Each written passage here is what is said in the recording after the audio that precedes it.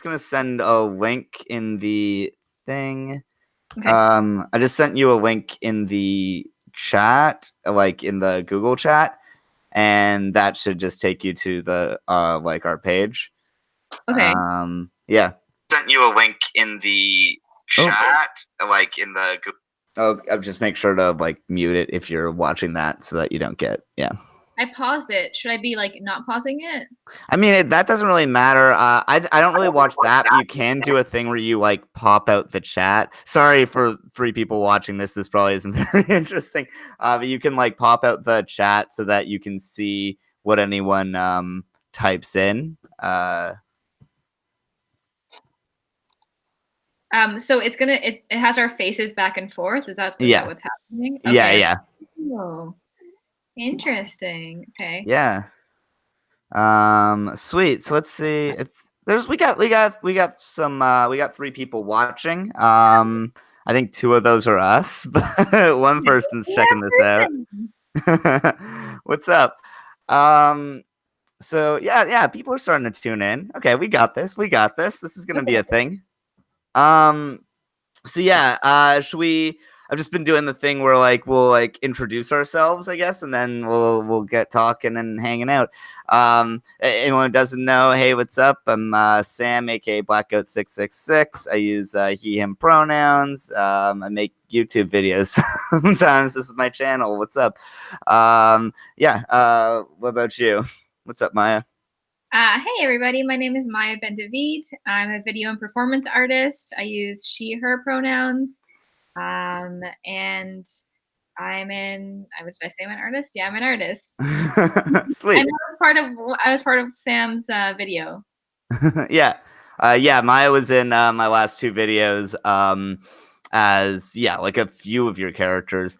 Yeah, we got Sophia's Orange in the chat, Virgin Galactic YouTube chat. Cool. I don't know what that means. But sorry, I never know with these how much to be focusing on the chat or how much to be like just hanging out and talking. So I mean, I guess if anyone like people would probably want to know what's up with the your characters that you played in any of my videos, because I know like people definitely like I've gotten a lot of like positive responses about like how cool the costumes are, but I don't know if anyone understands how deep that lore goes or what they're seeing. Do you want to sort of like walk us through those characters? Yeah, I do. Okay. So in the films that I'm in, there's Air Canada Gal, there's Snake Girl, and there's like a sexy Charizard character. And they all like correlate with different videos I've made in the past, but they're all like ongoing characters I've had with my practice. So Air Canada Gal is like a sexy airplane girl, and she flies around and she like swallows people whole, and she like carries them to different places, and she's very motherly. Right now she's like in her 40s. She's been around for a long time, and there's like hints that she's becoming a little bit obsolete, and it's like awkward and uncomfortable for her. But she's like a really sexy, gorgeous airplane, and it's like kind of disappointing. And she has a husband, and he is like the first person that like ever like test righted her. Like he was like a junior pilot, and there's like this whole lore with them. So, and she's had like a whole bunch of different things. Like she dated Spider-Man for a while. She has had like different relationships with my other characters. Like there's this like sexy air conditioner girl who she had a fling with, and they met like at the hangar.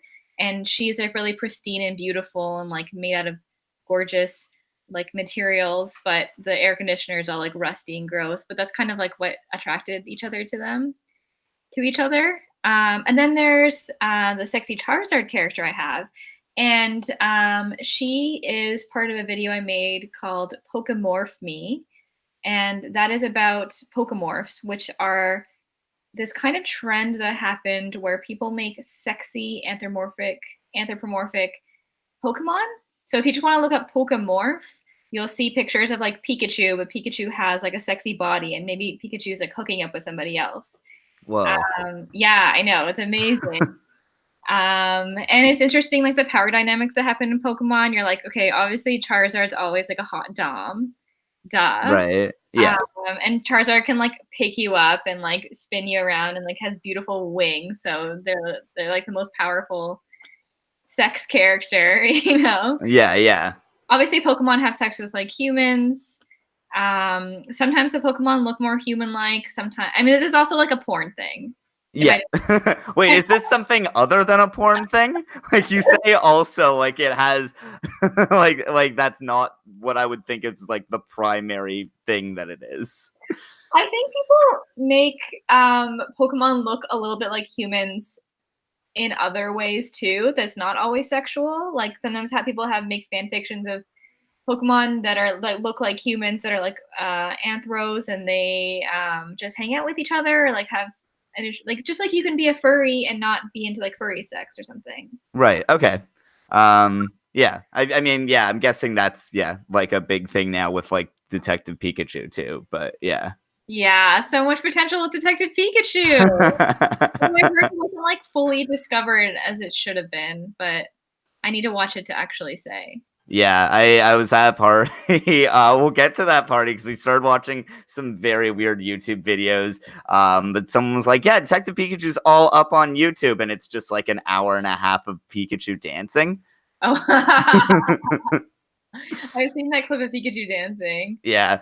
Yeah, no, it looks great. Like, yeah, I barely ever watch movies, but I feel like I have to check out Detective Pikachu. Yeah, I'm like, I don't know. I was trying to think of what I was not liking about it. I don't like how I don't like how Jigglypuff is, from what I got from the trailer, Jigglypuff is like a washed up guy. Uh, What?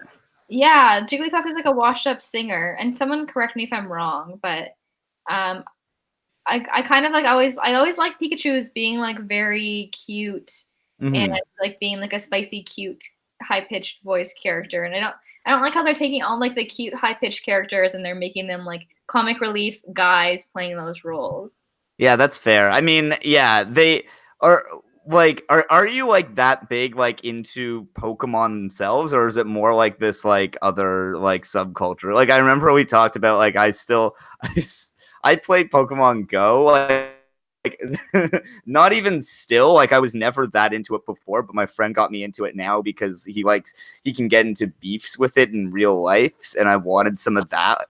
Like I wanted some like enemies. Oh yeah, I think you told me that. Yeah. Um, but yeah, like, and you were saying that you're never really into Pokemon Go. So I don't know, like, are you like a big like Pokemon stan, or is this Yeah. I mean, okay? I was like demented about Pokemon when I was a kid. But I played, me and my friend Stephro, we like played it in a weird way where instead of like we play house with them. So we have like, well, again, like Charizard was like the dad, and then there was like Vaporeon, and she was like a mom, and sometimes we'd mix up all the couples, and they're like hot teenager Pokemon, and then they'd be like, oh, these are obviously the kid Pokemon, and then sometimes Pokemon would like, we thought they were the the not cool Pokemon for a while, but then suddenly we're like, wait, they're the cool older brother Pokemon, and then like their whole reality shifted, and then they started being the cool older brother. It was crazy. Whoa. Dolls, kind of. So what was that? They were like my dolls. Oh, okay, yeah, yeah, Yeah. sweet. So sorry. Yeah, this got onto like a weird digression, but yeah. Do you want to keep going with like going through some of your characters? Because like, yeah, I don't think we got to Snake Girl, which is a really interesting one. Yeah. So the last one is Snake Girl. She also plays the role of Snake Moses in some of my other films, and sometimes she's just a Snake Girl. She's also like an anthropomorphic version of Moses' staff. So Moses in the Ten Commandments, yeah, in the Ten Commandments or in Exodus. Yeah, in Exodus or like the Bible. Moses has a staff, a wooden staff, and God tells him to wields the staff, and it turns into a snake, and it battles Pharaoh's two snakes, and it wins, and it's very magnificent.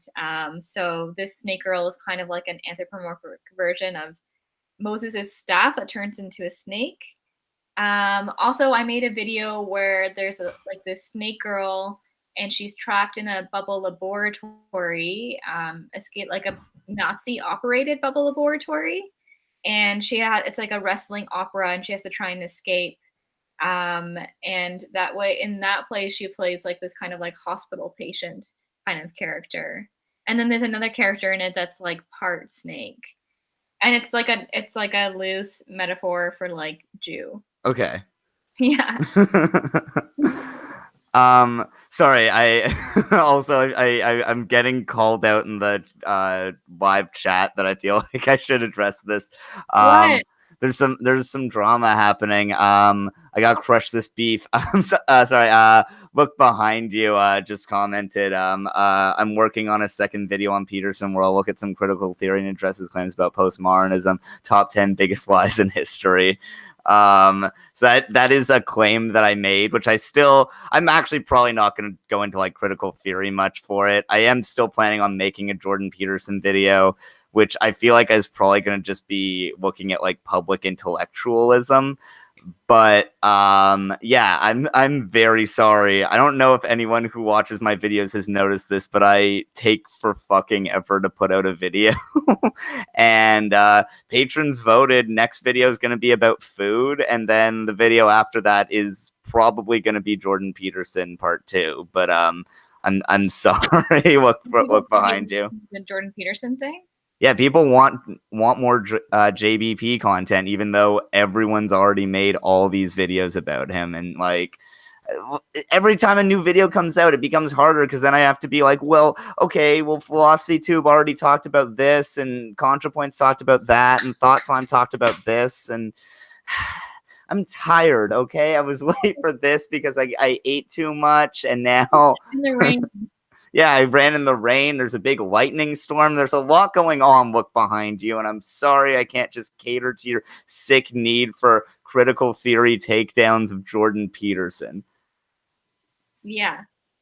I'm excited for your food video. That sounds really spicy. Yeah, it's going to be good. I don't want to like spoil too much, but it is. I think it's going to be really good. You can give us a teaser. Yeah, I mean, I found the spiciest scholarly article that I can imagine, or scholarly paper that I can imagine. Gastronomica is wild. What is that? It's a like critical theory paper that, or like a like publication that all is just based around food. I sent you one of the videos about it. Yeah, that was great. Or like one of those articles. Yeah, like all of them, they like start out like very readable, and they're very like these like normal sort of like, this seems like sort of like a pop culture sort of like analysis. There's one that's like talking about Julia Child, I think. She's like the old like chef woman, like The Joy of Cooking. Yeah. And yeah, it's like it's like sort of this like retrospective on her, and then it just becomes this big analysis of postmodern approach to the philosophy of aesthetics and whether food can count as art or not. And like they all get like start so normal and then go so deep theory wise on such a strange topic around food, and I'm loving it. Oh my god, I'm so excited. It's gonna be amazing. Why'd you think of food? Where did you get that from? I'm like, I watch so much like cooking videos online. Like basically, if I'm not watching like LeftTube or like RightTube for research, I'm watching like Bon Appetit or like First We Feast or something like that. So and like I'm like, why does a chill, cool bro like me care so much about the crumb of sourdough bread? You know?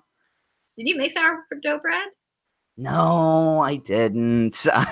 One day I'm debating if I'm just gonna crumble and buy starter, which is like $20 for like 100. It's like 100-year-old starter that you can buy, or else you make it yourself and it might not work. does it reproduce? Is this like, Yeah, is this like kombucha kind of? yeah, it's exactly the same thing. Yeah, Okay. All right. You should yeah, maybe opt into purchasing it. I don't know. I might. Yeah, my uncle and I have like a very fierce competition over who's like the better like home cook or like who does better like home cooking things. Uh-huh. He's got like some very like sad uncle vibes. And so like all like it's the type of thing where I don't do you have anything with this like this where my uncle like he'll text me and then like I won't get back to him immediately and then 15 minutes later I'll be like, "Oh, so you're ignoring me now." Oh no. That's horrible. It's Him being like, "Hey, like I'm just doing some." hello? Maya? Yeah. Oh, sorry, you like sort of faded out there for a sec. Oh yeah. So maybe he's just like, I don't know. Maybe you have to check in and be like, "Hey, I'm just doing something right now." And Yeah. I mean, I do, but it's also like it's a lot. But yeah, like he'll send me like he makes bread, so like I like started trying to like one up him by like getting special different types of flour. And then he just made paneer cheese, so like Indian cheese. Wow. Which is not actually that hard to make. It's actually really cool. Like you like add vinegar to boiling milk and then it curdles and then you like strain out those curds through like a cheesecloth and then you add something to it and massage it and then yeah. Wow. But yeah, I really wanna do that type of thing. But yeah. Yeah, that's why I was like interested in food because it's like there's also this like very weird dumb side of things where there's like this whole theory like there's this like type of theory that I think is like usually really really dumb and like it usually fits very nicely into a narrative where it's this idea of like civilization is like we're in this declining empire and it has to do with like there'll be like sorry maybe this is a better way of explaining like there'll be like this like phrase that you'll see thrown around where someone will say stuff like hard times make good men make hard times make hard men make good times make weak men make bad times. So you need like you need hard times in order to be a good person. Yeah, or it's like this idea that like society is now like way too spoiled and lazy and that we're all like resting on our laurels and that's why civilization falls apart. It's like those types of people who like say stuff like feminism ruined Rome or something. What? Oh yeah, that's a big thing. Like that's a big theory that like Rome? huh? Yeah. Yeah, Stefan Molyneux has like this like big video about it. All these like alt-right people are like, yeah, you know, as soon as they gave women rights, so they started doing like welfare or taxes and stuff, that destroyed civilization. Wow, I've never heard that before. Oh, it's a big thing. So that's a big thing, and there's this documentary called The Four Horsemen. And it's so dumb because they're like, these are the four horsemen of the end of a empire. And like, for one thing, they say that like all empires last, I think it's like 600 years, like 10 generations or something. And that's really not true if you look at like something like the Chinese Empire, Yeah. where they're like, at the end of an empire, they will glorify things like sex and indulgence. And it's like, there's so many examples of like no like the Mongolians for instance really loved sex. Like there's a reason that like 10 I think it's like 10% of Asia is related to Genghis Khan because Really? he fucked. Yeah. Hell yeah. But yeah, so like one of their things is that they're like, oh, celebrity chefs and celebrity athletes, that's a sign that like society has gotten too complacent and decadent, and it's like total bullshit. But Why is that a sign of decadence? Because we're like performing a chef role instead of like actually like working in the kitchen or something like that? I mean, it's the same type of thing where they're like, celebrities, that should be someone like, I don't know, I guess Elon Musk is probably who they think, Oh, they think versus like a like, science person should be, or like a yeah. yeah, where they're like, oh, we glamorize these people who don't really do anything, unlike, someone like the Queen, or celebrities have existed for forever, and yeah. Yeah, so there's like this like bad take around celebrity chefs are this sign that like we live in this weak society that doesn't care, or like that like values bread and circuses over whatever. And so I feel like that's a fun thing to talk about, even though it's such a bad argument. But yeah. Yeah, I mean, if people are arguing it online, then it'd be good to talk about it. I didn't even know people were saying that. Mm-hmm. I have some friends who are like okay dudes, but like they're like very like brocialist dudes, where they're like um yeah, like have like a good understanding of how like US foreign policy is neo-imperialism, but at the same time they'll be like yeah, these theys thinking that they like want me to say like whatever pronoun they want, that's bullshit. But like, so they aren't good people. I don't have a lot of like friends that I'm like, oh yeah, it's like a good person who I You hang out uh with these people? huh? How do you know these people? Through like stand-up comedy. Oh, okay, yeah. Um but yeah, they send me all these things being like, yeah, this is a really good theory. You should check this out, dude. And People are trying to bro out with you. what? People are trying to bro out with you. Yeah, totally. Um, people bro out, and yeah, they think that I'm gonna bro with them, and I'm very much not. I wish people broed out with me. Yeah. It would be nice. You're saying that some fire people were broing out with you when you uh set on fire. Yeah. Yeah, I set my apartment on fire, and then the firemen were being like, bros love just like picking on me. Like I'm very much like, oh, give him a noogie. Really? I mean, the firefighters didn't literally give me a noogie, but Really? like bros are definitely like, yeah, this is like I can like totally take this guy under my wing. I haven't even met a bro in forever. I miss them. They're okay. They aren't that bad. I think give off a very strong vibe that screams, I don't know, what do you think? Really? I think so, yeah. That's a really funny description. I don't know what do you think vibe. Yeah. Like Like okay. You people have see me and they're like, "Oh yeah, I can like convince them to like that like whatever." So like people really love like opening up to me about how like these third wave feminists don't care about equality or like whatever, and yeah. Whoa. That's like good research for you. Oh yeah, it's good now.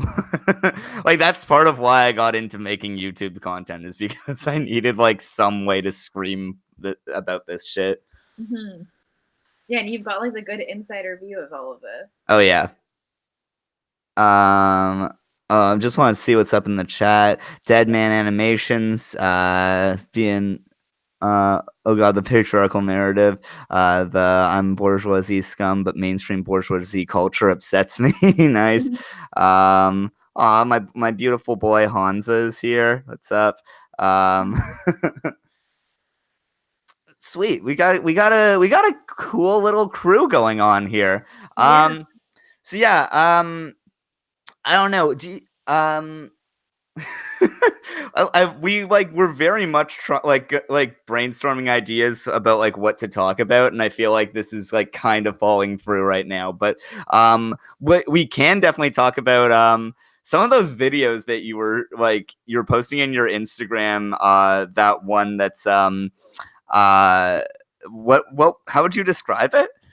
So it's Anne Frank Goku fan. It's an Anne Frank Goku fanfic that has been animated, and is a really special little video on YouTube. Look up like Anne Frank Goku. I actually wore like an Anne Frank outfit right now Yeah, yeah. in case we talked about it.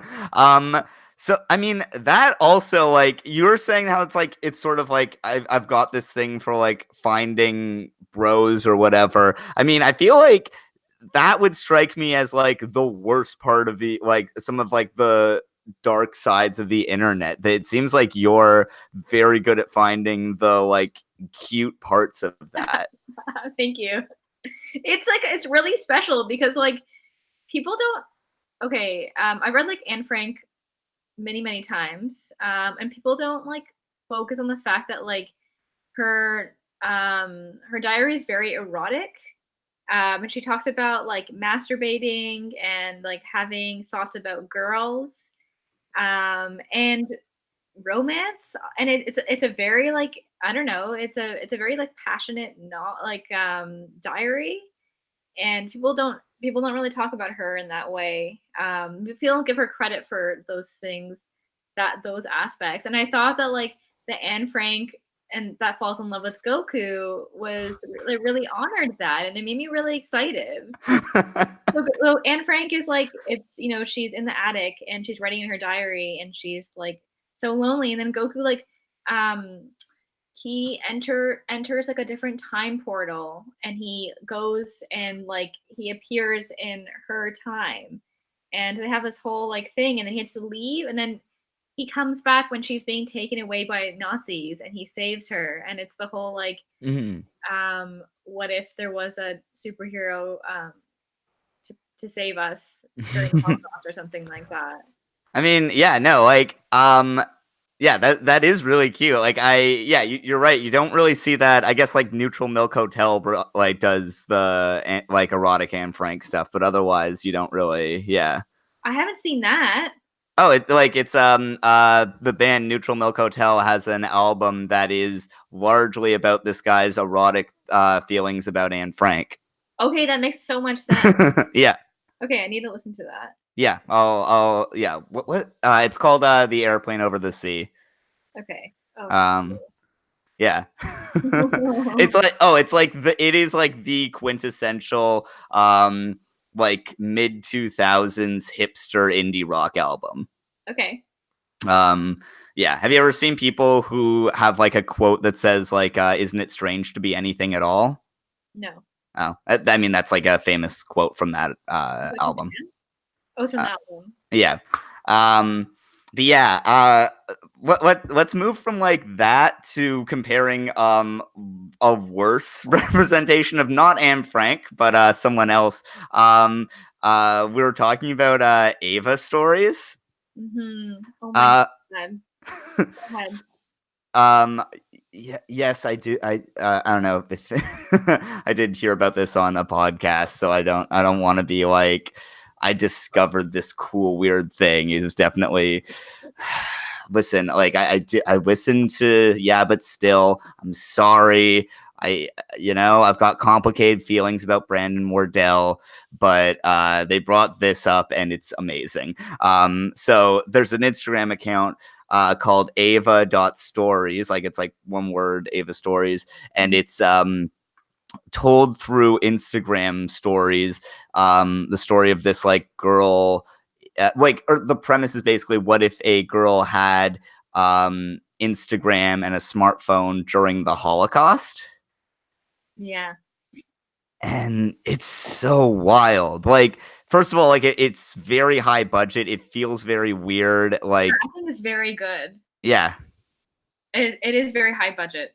Hmm. Go ahead. What were you saying? I mean, it just feels like so like weird and tone deaf, and like there's like it's like her being like shipped to like a concentration camp, and it's like hashtag reporter life, and like it's yeah.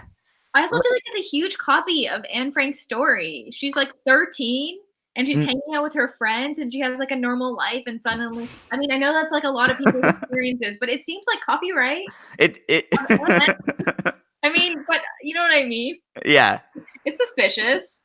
Also, Mhm. like, no, like magical, exciting, like unique parts about it. It's like the gutted shell of like people's experiences, and it's just bad art. I'm so angry about it. I can't believe I'm so angry people put there's like money in that. I'd rather see like Anne's like adventures of her like escaping with Goku and like killing Nazis with Goku. That sounds more honorable to me. That's absolutely more honorable. Yeah.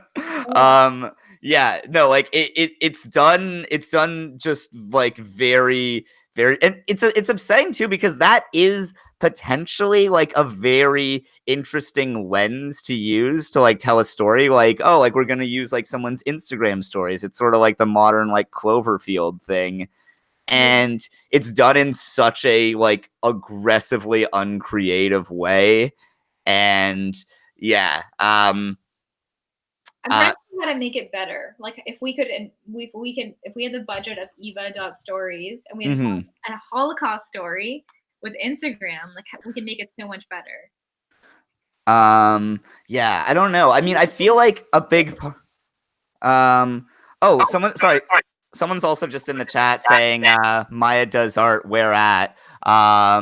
Obviously Maya does art. Have you seen any of the like weird characters in all of my like in my last two videos? That's Maya. But also Bring it in. oh yeah, perfect. MayaBenDavid.net, and yeah, Maya on Instagram is an absolute treat. Thank you. I just started a new Instagram. Whoa, what? Today. Nerd Jazz, but really you pronounce it Nerd Jizz. Oh, whoa. Yeah, and it's like all of my content, but it's going to be scarier and like sexier, but it's going to be closed so that my mom can't see and the parents that I nanny for can't see. Damn. Yeah, and it's going to have like erotic Hedwig, like having sex with Harry, and it's going to be like, I don't know, like sexy fiberglass doing weird stuff. I don't know. There's going to be I've always wanted to be Nerd Jizz, but I always feel like I'm afraid. I don't want people to see it that like, well, because it's going to conflict with my job. So right. Things are coming soon. That's awesome. Yeah. Sweet. Sorry, yeah, we were talking about yeah, how we can like make how we would make that better. I don't know. I feel like I don't know. What do you think that you would do to like make a better not documentary, but a better way of dealing with Holocaust stuff? Because I feel like it's very much advertised at like kids who grew up aggressively on Instagram or Snapchat. Yeah. So I mean, I feel like there's a better way of doing that than just like Holocaust stories, but with like puppy dog filters. Yeah. Oh my god. Okay, well, I thought about Anne Frank for a while, and I wanted to make like an Anthro Frank plane, where she's like an airplane. And I mean, it would be perfect. It would be really easy to give her wings, and she'd be a really cute airplane. And also, like, do you know like the sirens that are like, Yeah. the crank ones? Mm-hmm. I want to make that like a sexy character too, and like a scary character, and like I think you gotta go like fucked with it to make. Okay. Yeah, but that's my like really really specific way that I would do. Yeah. Holocaust story, obviously, because I'm making like Snake Girls battle Nazis in a bubble. Yeah. But how would you do it? I don't know. I feel like that like I feel like that's definitely better. I have no idea what I would do. Like I don't know. All my like ideas for like how to do like art are so like angry and cynical. Like I feel like that's where I get like so much of my like creative stuff from. So like I don't know. I feel like it would just be like anything I'm like coming up with is just like those super lame like roast battles between like Nazis or something. Yeah. Like Nazi versus Anne or something. That'd be funny. Roast battle between like Hitler and Anne Frank. Boy. um. I'm trying. Uh. Oh, go ahead. Go ahead. Uh. Wait, what's going on here? We got someone saying, "I'm not sure if the Holocaust actually happened. Israel voted to recognize the Armenian genocide, so yes, denying genocide is okay now." What? What the fuck? Okay, well, the Holocaust happened. So Yeah, that's absolutely yeah. how did this person get on here? Anyway, I don't know what the fuck is this? Vote to not recognize. Yeah, yeah. Fuck. How do you block people if you're don't deny the Holocaust on my channel? yeah, why don't you report them? Oh yeah, is that a thing? Yeah, you just go to the three little buttons and say report. Oh yeah. Okay. Um, yeah. Sorry about that. It's weird. People actually like write Holocaust jokes in my videos a lot, so I'm like, okay, this is kind of normal, especially on YouTube. Mhm. Yeah, Yeah. All right. Sorry about that. Yeah. that's okay. Yeah. Anyway, so yeah, sorry. That's a first. That's a first for me, I think, but that's cool. Okay. Um, and So you were talking about yeah. We're talking, I guess, like yeah, about like how we would make like better weird art for I guess like Gen Z, or for how to like make um how we make. how to talk about the Holocaust, I guess. Yeah, I heard a really good. I've somebody told me this really good take about like talking about the Holocaust now, and I was like, oh my god, I can't. Okay. It's about revenge Holocaust things where people Okay. are like, I'm gonna go back in time, like Inglorious Bastards, Mhm. where there's like films where people go back in time and like reverse it, and they're like kill Hitler or something like that, or there's lots of like going back in time episodes of shows Yeah, where yeah, of course. kill Hitler. Okay, um, but somebody had a really good take to me, and I was like, I didn't think about that. Where they're like, by making a narrative where you have yourself or somebody like go and stop the Holocaust, or like somebody like you are you're in a concentration camp and you like do something sneaky to like save everybody, Mhm. is like denying the fact that people had like no ability to do that. Like there was no like ability to be a hero and like stop the Holocaust like by one person. Right. So when you have like a revenge narrative where someone's like, but what if they were like Nazi hunters? Mhm. And that like denies the fact that like there was actually no fighting. Like you couldn't be like someone who's like about to be taken to a concentration camp and like kick their butts because you're really like physically strong because they were like, Yeah. they have like the gun to your whole family or something like that. And Right. that was a good thing for me to think about because I'm making a video where a snake girl is like battling a Nazi physician, and I'm like, how do you Mhm. negotiate How that? Thinking of that as well. how do you like recognize that, I guess, that it's like it's a bit more like structural, I guess, and more of a yeah, like you can't just have like a superhero come and like fix it. Hmm. And that Yeah. would be like denying everybody's stories of something that already happened. Mhm. Yeah. Yeah. Yeah, that's a good take. Yeah, damn. I sorry, I haven't like thought about the the how to do representation of the Holocaust. That's interesting that would make it, that does problematize it a lot. Um oh, this is a thing. Sort of going off of how like you've sent me a lot of like, or you'll show a lot of like videos where it's like, oh my god, like I would never have like gone down this pathway, just because like so many, I know how much awful people are in there, even if that video is like not bad. Yeah. One thing that I'm very curious about is how so like I've had the problem where people always think that I'm a furry because of my avatar, which like, including my friend who made it for me. I like got her to like design it, and then she was like, if you're a furry, you can just tell me. You don't have to like make up a YouTube channel. Wow. And I've like I think gotten like furries get like pissed at me. I'm not a Satanist, and I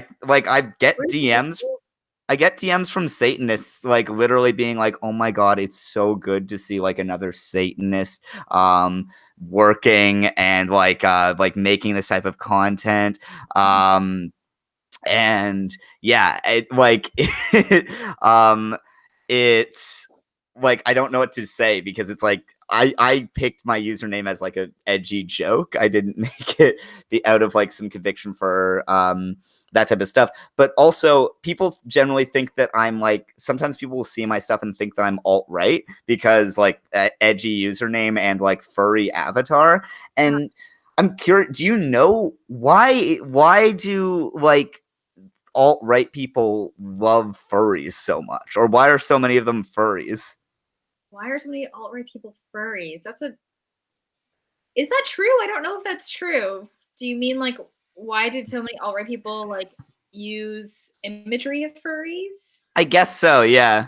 Like you mean like Pepe or something like that? I don't Or think Pepe, like there are I don't know if there are that many of them. I've definitely seen like a lot. There's like I couldn't name them off the top of my head. But there's like lots of them where it'll be like a furry character.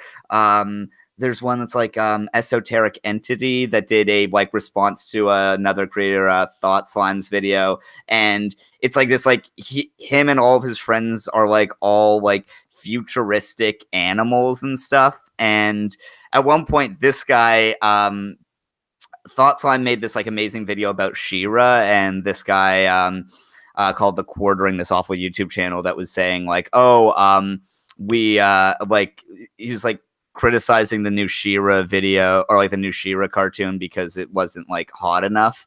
And Thought Slime made this amazing video. At one point, he still uses he and pronouns, but he like came out sort of as like being somewhat like non-binary or sort of not. I'm not going to describe it perfectly. This guy responded to that video was like, yeah, well, like that's stupid, man. Like, oh, like everyone's supposed to feel bad for you. No one felt bad for me in high school, and I came out as being like really into vor. So, like, I feel. so he's comparing like vor and like furrydom to like a Gender identity, yeah. Interesting. I mean,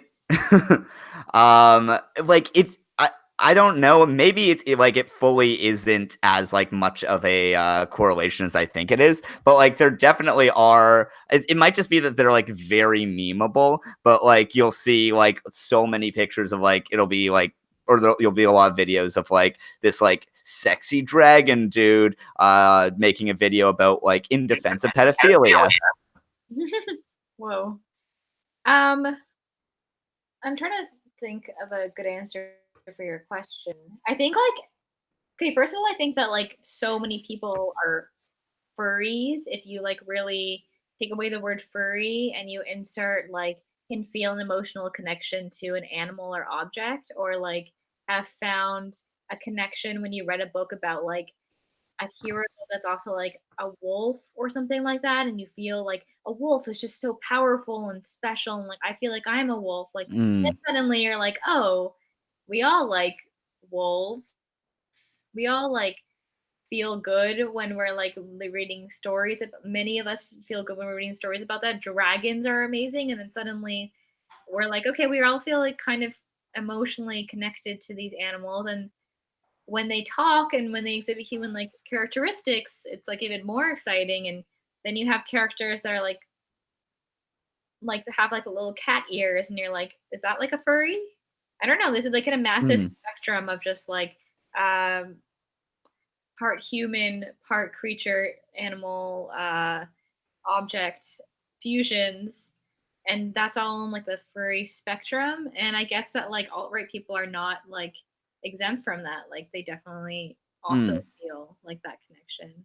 I found that like furries are pretty like lefty actually. true.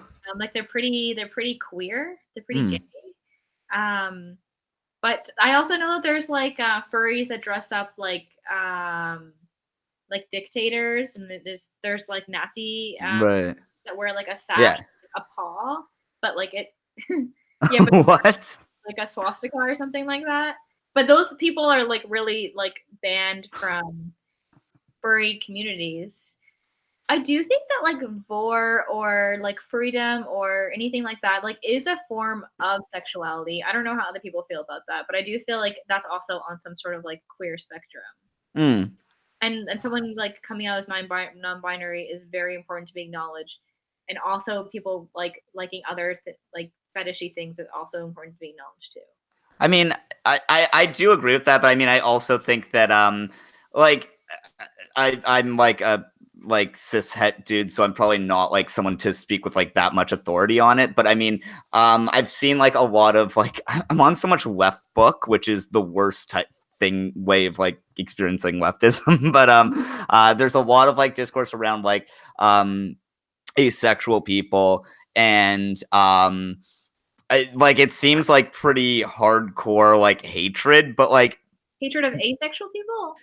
or yeah, like from like LGBT communities be sort of saying how like yes, like you're like a like that is a thing, but at the same time sort of being critical of like ace people who act as though they're being like heavily oppressed, like or like heterosexual ace people. Um And I mean, I guess I would put that in a similar category where like I agree that like something like Vor being like a furry is sort of a queer thing, but at the same time, it isn't something that has like a history of like violent oppression. Yeah. And I guess that's where like kind of the difference I would see is. Right. And there's also like this fear, I think, where I feel like alt-right people are like, wow, you want to be called they or them.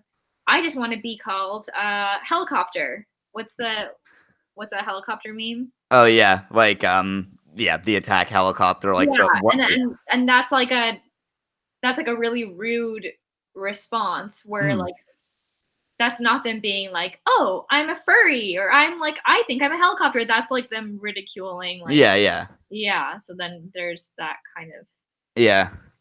fear Um too, that people don't yeah. like that. I mean, yeah, someone's saying furry is more of a kink, no? Um, which I mean, I think that can be. I don't. Yeah, I don't know. I'm getting definitely out of my depth of how to answer the some of this, but yeah. I don't know. I don't know Yeah. what the answer is if furry is more than a kink. Could be like Mhm. part of your life. I feel like I don't know if I identify as like furry, but maybe more like anthro, like Mhm. like I always feel like it'd be like cute if I had like ears or a tail or something like that. Or like I like feel like attracted to like objects around me or something, and like that's something that like affects so many little different like micro things in Mhm. my life, and I wonder like when does like the kink end and like it being a lifestyle begin? Mhm. What is like a kink, and like what's the difference between like a kink and like a identity or something? Yeah. Sure. And you can be True. like straight and be a furry, and you can be gay and be a furry, and you can Mhm. have a bunch of different intersecting layers. Absolutely. Yeah. Mhm. Um. Oh wow, this is actually start turning into a like big thing in the comments too. Yeah. Sorry, one sec. My computer's about to die. I'm just gonna step away for a second to charge it. Be right back.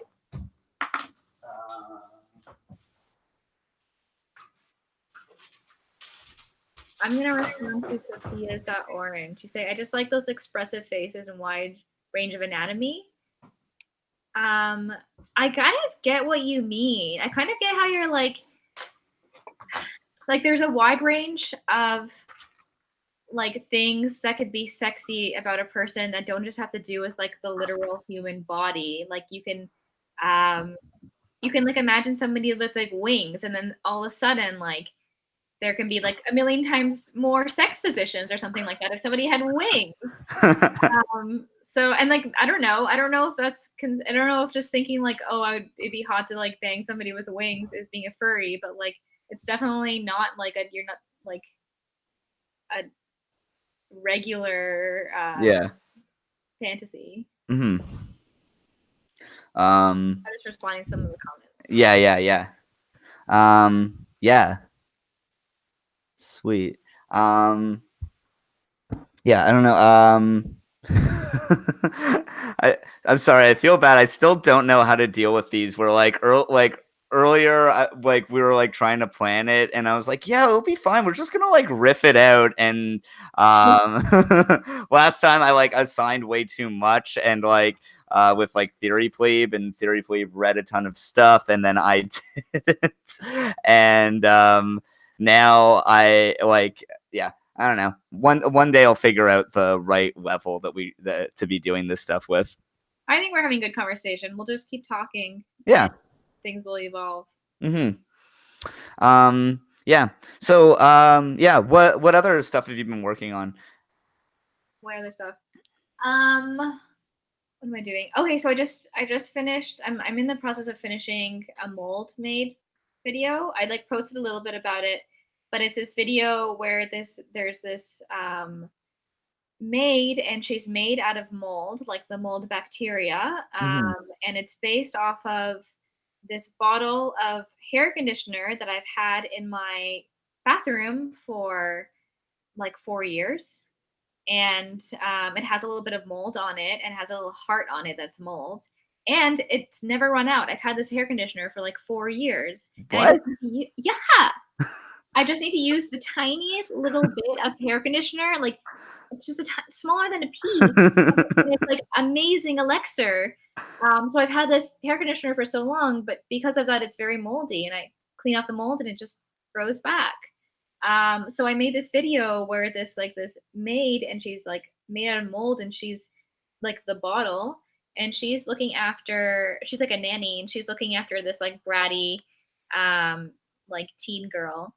And the teen girl is like really annoying, and she's like calling her mom and asking for money, and she wants to be an entrepreneur, and she's got really great plans, but no one wants to listen to her. And the nanny kind of like babies her a lot, and they have kind of like a sexy relationship too. Okay. And then in the end, I sing like Edelweiss, but like I changed the lyrics to be more like mold related. So that's what I'm doing mold wise. I also want to do this thing where I made this suit that's looks like fiberglass insulation, which is like the pink insulation. Yeah, I remember I saw that. Yeah. And I want her to sing something. Do you know the song that's like, it's called Alive? And it's like, it feels so good to be alive. It's real. It's like a 90s song, and it's really fantastical and romantic. And I'm gonna have like her have like this kind of really cute relationship with a construction worker, and the construction worker is kind of also like her mommy. Okay. And like she sits on like the construction worker's lap, and like the construction worker like reads to her a book about like itchiness. And, like, where does itchiness come from? What does itchiness mean historically? What does itchiness mean? Like, what's the secret hidden meanings of itchiness? Like, what are just some disorders that have to do with itchiness? Like, there's like this there's this disorder where people like see like little tiny fabric coming out of their skin, and it's like, and they can like see it, but like doctors can't see it, and it like it's really bad, and it gets really bad for them, and like they like pull at it, and it's contagious to other people because other people feel that too. And there's a whole community. Wait, that's like a psychological thing that's contagious? Well, we don't know. Like, I actually want to, like, people say it's a psychological thing, but people who have it very vehemently like say that it's real, and I'm like subject to be like, I believe you, because I have misophonia, which is like a sound sensitivity, so like I can hear things that like most people can't hear. So I'm like, I can get that a lot of it is in your head, but also I get you that you like see things that other people don't see. So anyways, my video is going to talk about like secret itchiness. That's really cool. I get that. I have like I got bed bugs, and now I'm so paranoid where like anytime like I'm like at all itchy, I like now usually like strip my bed to search for bed bugs now. And like today, like my skin was dry, like I'd like wash my hands, my skin was drying in a weird way, and I was like had to like make sure that there weren't any bugs on it. I'm getting my friend, the person who did my like my cover photo or like avatar, whatever, to make me some merch for like my stand up. I have a joke about bed bugs, about how like as like at a certain point I just wanted to like give up and like let the bugs take me, just like that. Daddy's home. I've come home to feed you. I like that joke. Thanks. Yeah, I was gonna like start like Really get my friend to make me like a picture of like a bed bug spooning me. Oh my god, I love that. Cute. um Bed bug hot. yeah. Ooh. Oh, have you ever seen green porn? No, what's green I porn? feel like this is the most Maya thing. Oh, It's this woman, I believe, I'm pretty sure she's the woman who was in Blue Velvet. okay. Have you ever seen that? But she made porn as different insects. I've seen it. It's Oh yeah. very good. Yeah. Very, very good. The Yeah. bedbug one is, I mean, I'm biased against bedbugs, but like that one is like viscerally weird. Really? Oh, yeah, because bedbug, like female bedbugs don't have vaginas. The male bedbugs just have like knife dicks. Oh, it stabs into them? Yeah. That's kind So of like there's like this whole thing where like she's like, "Oh, seduce me," and then the male bedbug is like coming at her with a knife and like Oh my god, I have to watch that. That's amazing. yeah. Oh, okay, like how other animals reproduce is very interesting. It's wild. Hmm. I think I talked about it. Oh, sorry, my cat's on this cat scratch. You can keep continuing. Um, so there's this like, speaking of alternative sex techniques for animals, there's this sub genre called nodding. And I think I Okay. talked about it in my pregnant Harry Potter talk. Oh, someone want to know in the chat if you're gonna do a sequel to your pregnant Harry Potter thing. Ah, thanks.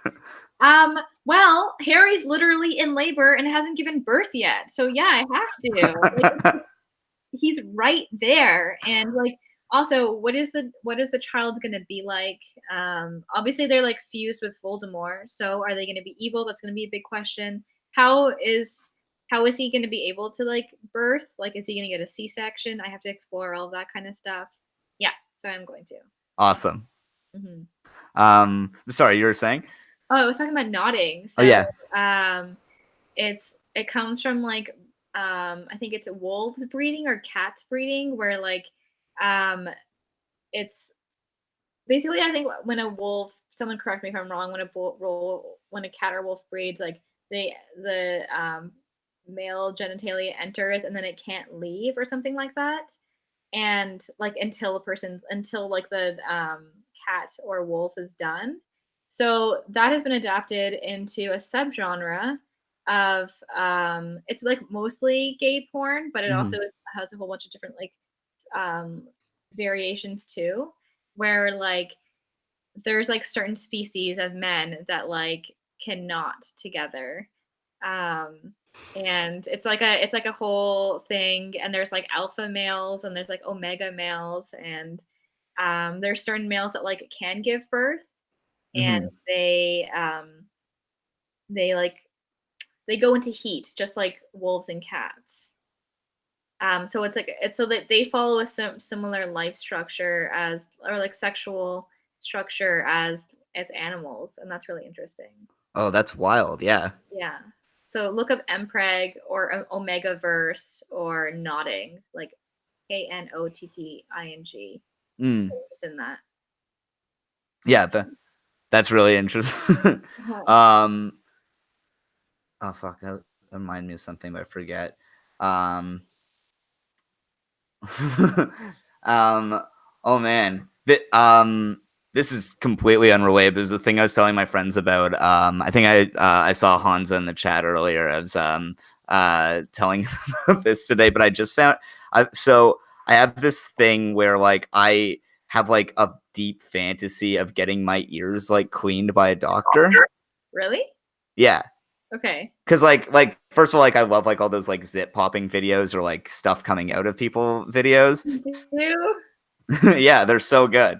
Like Okay. there's like something so satisfying about like this like thing that's like this like impurity being removed from you, you know? Interesting. Okay. But like I like have bad hearing, so like I would love to like have like something like because like having like Q-tips and stuff feels really good in your ears. Like it like tickles like these like hairs and stuff. That's why it feels really good.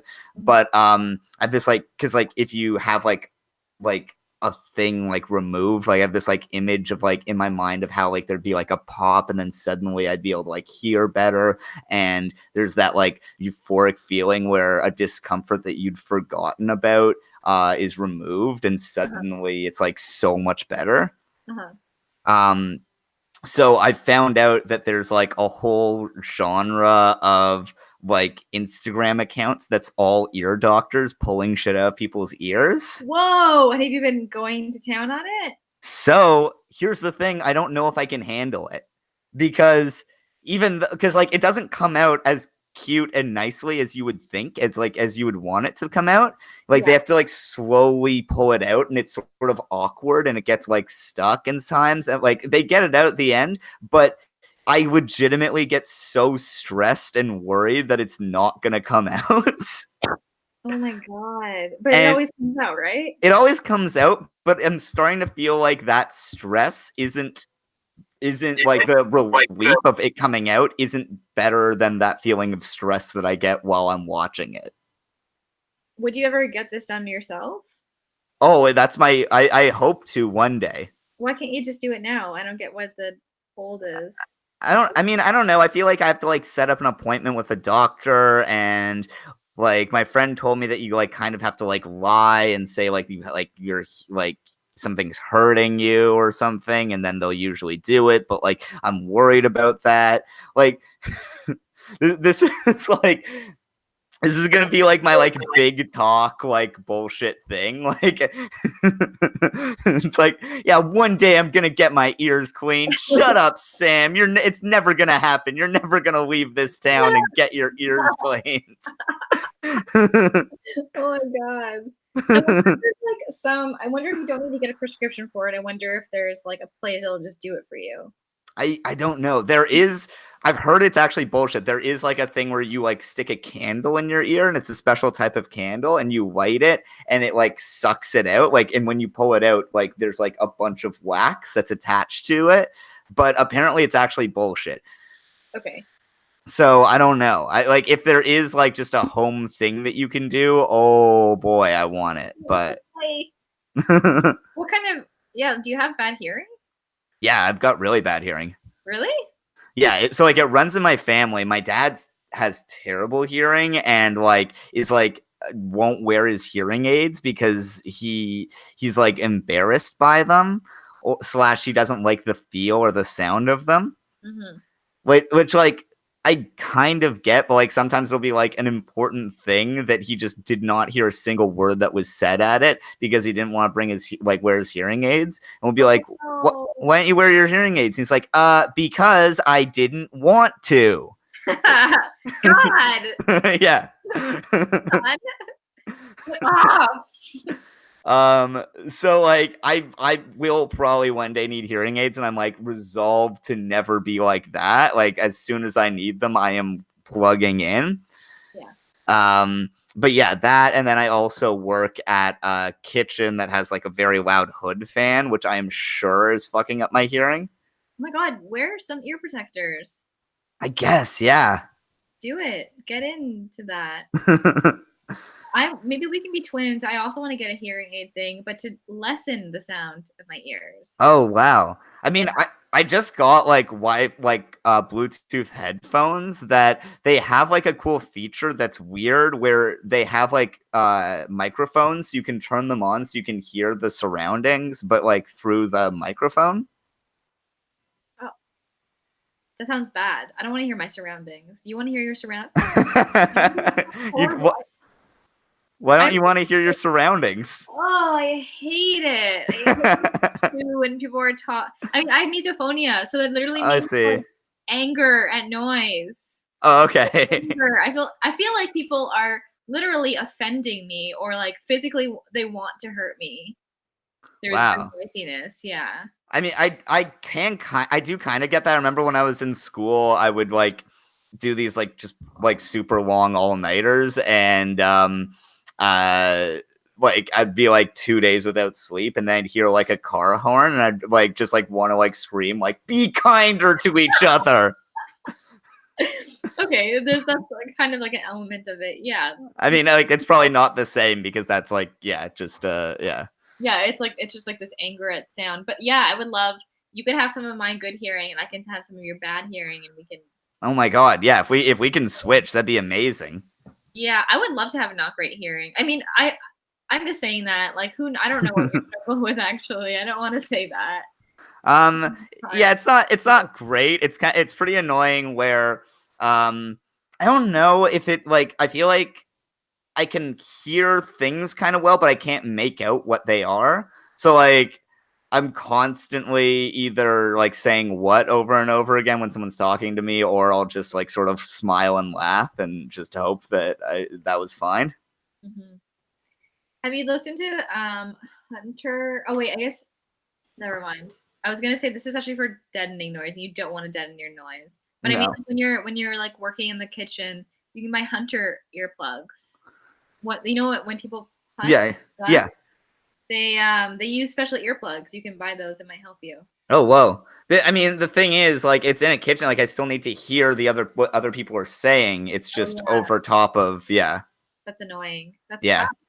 Workplace difficulties. It's not good. There's a lot that's awful about, yeah, kitchen work. It might come up in a video that's coming up soon. Oh yeah, that's perfect. You should wear an apron in your video. Oh, I'm literally gonna film it in my work. They'll let you, or you're like, it's mine. So I mean, both. I mean, I haven't talked to my boss yet because like I'm probably about 2 weeks away from filming it. And so I'm going to be like, hey, like, can I like all like close and then like I'll punch out and then I'll just set up my lights, film for like half an hour to an hour, and then get out. And I assume that she'll say yeah. I'd be pretty surprised if she said no. Mhm. Um, but yeah, like it's gonna be like a big like parody of like a bunch of like YouTube like of YouTube's like big food content stuff. That's so exciting. Oh my God. It's always good to have a good set. Yeah. I've been trying to do that pretty consistently. We've done like pretty well. Yeah. Every time I go on like vacation and I see like some nice trees, I'm like, that'd be good for a video. Or like I want to move somewhere that'd be good for a video, you know? My whole life is like, would this be good to film in? Yeah, yeah. I'm What also do you oh, go ahead. Oh, I was just gonna ask, like, what do you look for like good for filming in? Is it just like good light, or is there like specific aesthetic qualities that you're looking for? I think if it's like strange looking, then or like picturesque. It's either or. Like my apartment, like I have a video you've probably seen. It's called Popcorn Ceiling Maiden. Mm-hmm. And it's my whole front hallway is covered from like head to toe with like popcorn stucco and stuff, and it's really you've seen it. Mm-hmm. It's really beautiful. And that's like the most enchanting place to film in the world because you're in like a scary, beautiful cave of Yeah. popcorn ceiling. So that was like a really amazing filming opportunity. But then like, you know, if I go somewhere and like it's like gorgeous out, then that automatically puts your like production level way up. And just good lighting. Lighting is really good. Mm-hmm. Yeah, I'm just starting to like figure out how to do my lighting, and lighting is so tough. Like my old apartment, I do really miss having like a living room that I could film in, because now I just have like just this like blank wall, and it's like not big enough that I get a ton of shadows and stuff, and I'm trying to get better at like I want good bisexual lighting. I don't Yeah. have that. Yeah. This is gonna sound like an advertisement, but I'm using this like lighting right now, and it's really good. Ooh, is that the kind that's like it's like a card almost? And Like, choop, and you're ooh, like, okay, whoa, I'm not even lit that at all, really. And then that it's like, that's great. Yeah, it looks great. yeah, and like makes me separate from the background, Hmm. and I when you make content, I'm always like, does it matter to like for me to be lit? Does it matter for the production value to be good? Shouldn't I just aren't I hilarious? Shouldn't that be enough? But I don't know. It means something. Oh yeah, like the production side is like so important. I feel like the sound is like more important. Just because like I don't know, like I feel like if I see like a video that like it's shot a little funny, that I don't really mind, but if it's like super tinny and I like hear like a big echo and everything, I'm like, "Oh, this is a bullshit video." And like I'm so much less likely to watch it. Yeah, I'm furious if that happens. Oh yeah, also there is a lot of spam going on in this chat. I'm going to yeah, Okay, get let's rid of some of go. that. Oi, okay. Uh, there's an avocado emoji that is filling this up, and yeah, you're on timeout too. I'm on timeout. No, the two people who are spamming the chat constantly. Yeah, sorry about that. That got someone like avocado emoji person just commented, "Do you like avocado emojis?" I was like, "Oh yeah, for sure." And then just there's been a million avocado emojis for yeah. Okay, let's get rid of it. Oh yeah, I And just did that. someone was like Morgellons. Yeah, Morgellons is that condition where you like can feel or see things coming out of your body. Oh, true. Yeah. Um. Did you get rid of avocado for a Oh second? yeah, yeah. Okay. Bye. Yeah, sorry about that. Sorry, I'll try and keep better. Someone else is doing avocado. No one interrupts avocados. Oh, is this just that's just the thing now? It's blah. Oh, okay. Well, block these random people. I'm gonna Yeah, report block. yeah. I do some. I don't understand the function of talking about avocados. Like I don't understand the function of this Mm-hmm. spam report. Why is this? Yeah. Damn. It's okay. Okay. Yeah. Damn, people are coming for me. You know, you get to the top, and now people always want to come for the big goat. Yeah. The big goat. uh, This is just the thing now. I haven't seen any of these things. I'm so yeah. Is this just like a thing in all like YouTube chats now, or like fuck? Do I need to like get like moderators and stuff? I don't want to. That'd be good. Twitch gives you a moderator. Like you don't have to like they all volunteer. Mm-hmm. Not that you're gonna do this on Twitch, but like I don't know. Yeah. Moderator could be good. Yeah. No, I mean that. Yeah, I'll maybe do that. Like maybe make that like a patron tier or something. If someone, I feel that seems like bullshit though. I'll just let someone who likes Um, I feel like it's like it seems like mean to be like, oh yeah, if you pay a certain amount, you get to like admin my live streams. Like that seems like that's work, not a reward. But like yeah, I'll see if like one of my friends or something wants to do that. Okay, they're gone now. So the avocado person is gone now. Yeah, yeah. At least it wasn't a milkshake. I mean, milkshakes are yeah, milkshakes are praxis exactly. Um. Honestly, Burger King, Comrade Burger King, okay? Did you see that thing or did you follow the milkshake stuff? No, wait, what is that? Oh, in the UK, like people like throw milkshakes at like politicians as like a way of like fucking with them. Oh, you told me about like a milk boy or a milkshake boy. Wait, No? I don't know. I don't remember about that, but I mean, yeah, they're like Nigel Farage like was held hostage on a bus because like people got on and had milkshakes and they were like, we're gonna throw these milkshakes at you if you if you try and leave this bus. And so he was just like, okay, I'm just staying on this bus now. Holy fuck! And no one intervened. I mean, I guess I don't know how it was eventually resolved, but like that went on for a time, which is amazing. Yeah, I love that so much. And then yeah, like some place like I think it was McDonald's was refusing to sell milkshakes on a certain day because they knew that people were going to use them to throw.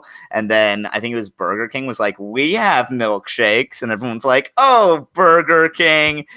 Except yeah. Who are milkshakes used by? Like, who are the people who use the milkshakes? Oh, it's like left-wing protesters against like shitty like UKIP politicians. Oh, interesting. Okay, cool. Yeah. Fucking my. Oh, really? Is this just a thing? What? The more avocado content. Time out.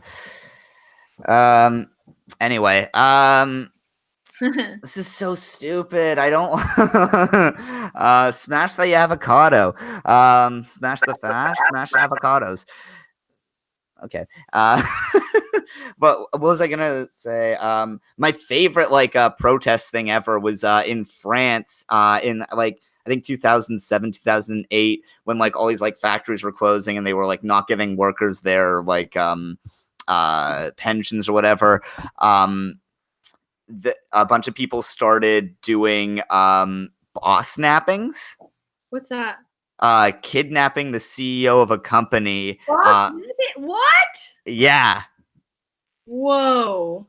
No charges were ever like filed because they were like treated very well, but they were just like, yep, we're not releasing you until we get like the things that we're supposed to get. Oh my god, wow. That's a good one. Mm-hmm. Holy. There's a story that this reminds me of, but I want to tell it properly. I don't know where it was, but there was this school that was built on top of like a nuclear waste plant that was like buried. And the kids started getting really sick, and only the moms were noticing. So I think it's called Love Canal is the reference of this. And only the moms were noticing, and no one was taking the moms seriously. When they're like, okay, we're all having miscarriages and all our kids are sick, and no one was listening to the moms. And then the moms all like hung out with each other in like grocery stores and playgrounds and plotted against people. And then they like kidnapped like people who like had power over this. But they treated them really well, and they gave them cookies, and they like they were like really cute and flirty with each other. And then like when the women went to court, they were like the judge knew the moms, all the people in the jury knew the moms because it was such a small town, and they were just like they just like killed it. Wow. Like with their like mom power, and it's of like taking hostages, but like in the freaking cutest way. Yeah. Yeah, that was like the thing with like the CEOs where they're just like, yeah, we like they're like, yeah, did they hurt you? And they're like, no, they served us like mussels and wine. It was nice. Like, oh, okay, that's that's fancy. Like, I want mussels and wine. What's a guy gotta do to get mussels and wine around here? Become a CEO and then get kidnapped just to get mussels and wine? Well, you have to mistreat your employees first. I don't want to do any of that. I just want someone to make me mussels and wine. Maybe somebody will. Okay, thank you.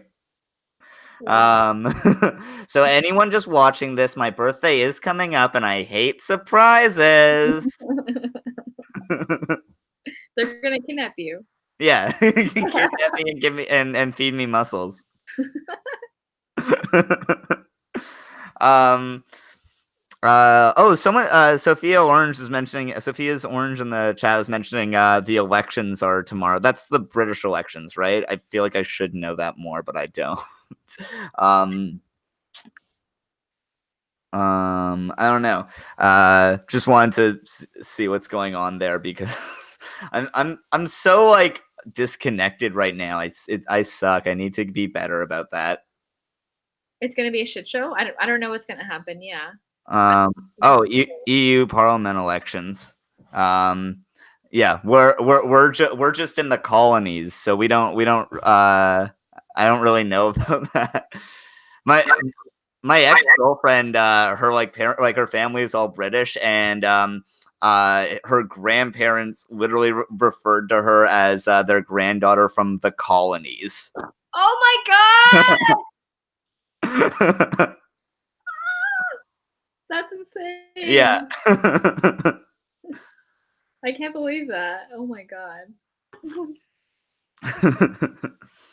um yeah. I feel like maybe we shouldn't just be like, tell us what's going on explain the election to us. Right. Also, like, it's they're the person who's commenting this has not the upper hand because they don't have a way to speak. Oh no, absolutely not. Yeah, but I'm sorry we can't say anything good Yeah. about it. Yeah, I'm sorry about a bunch of German YouTubers called for voting against the mainstream conservatives and SoCdems, which is nice. Cool. I mean, yeah, I hope that it doesn't like more of the world doesn't slide into hell world because oh boy, India just elected their like super far right politician or like reelected him. And yeah, everything's scary. We got I feel like every one of these streams I wind up ranting about Doug Ford, but oh fuck. Oh yeah, I know it's kind of like a cartoon. It's kind of like it's a Yeah, cartoon of what he's doing to Toronto, to the city. Yeah. to like Ontario, but yeah. Wow, I'm such an asshole. Yeah, to Toronto and the rest of it.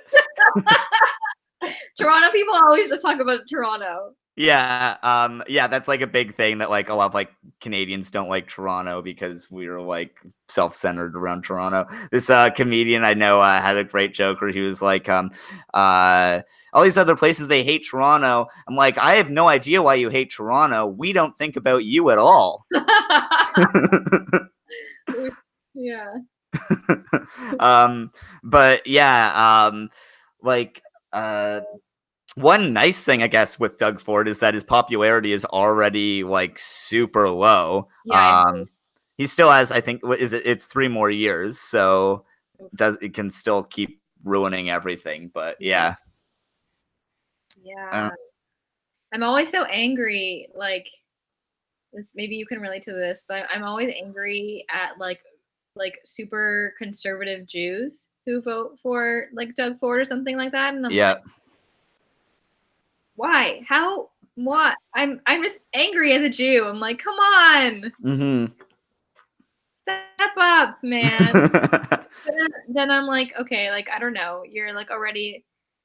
We're Jewish, by the way. Yeah, yeah. I hope that's important context for how we were talking about the Holocaust earlier. Yeah, like should like have sex with Goku. Yeah. Like we need to. We're Jewish. Oh, that's yeah. Yeah, I always feel like disappointed when like I talk to like super religious Jews who are very conservative, and I'm like, I don't understand why. You know who you're like voting for, but yeah, I mean, yeah, like there's, I mean, I feel like a big part. I feel like they like it's so easy for them to like get so big because they can sort of be like, I'm a like, especially for like the really hardcore stuff. Like there's this guy, he's this comedian I know, and he I will absolutely give it to him. He's very good at marketing himself. But he makes like very like right-wing content. He made a version of like Who's on First, but it's gender neutral pronouns. Okay, I don't know Who's on First is. Oh, it's like Abbott and Costello. It's like this classic comedy bit where there's like a baseball team that they're like it's like they're the announcers, but the like one of the batters is named Who. One of the batters is, I forget what all the names are, but it's like, who's on first? Yeah, that's what I want to know. I'm telling you, who's on first? Yeah, tell me who. Okay. But it's like, you know, gender neutral pronouns. So it's like they is non-binary. Okay. Yeah. He's good at marketing himself. What's that? Oh yeah, so he marketed himself as like he got to like go on like Steven Crowder and stuff because he's very good at like like getting people to be pissed at him and then using that outrage to like help himself and like support himself. Wow. I have something that's. Oh, go ahead. What are you saying? But like he's like been on like super like right-wing things and been like people are saying I'm a Nazi and that's impossible because I'm a Jew. Whoa! I can't believe he's a Jew. Huh? Yeah. What's the word? There is like a word for those. Like like a Nazi sympathizing Jew. No, like the Jews who like helped the Nazis, like capos. I don't know what the term is. What is it? I'm pretty sure that's what it is, capo. But like, yeah. Wow. Yeah. Wait, I'm pulling out a book that relates to this. Hold on a second. Okay. It's called Trust Me, I'm Lying. And Oh yeah. well, have you read this before? No, I've heard about it.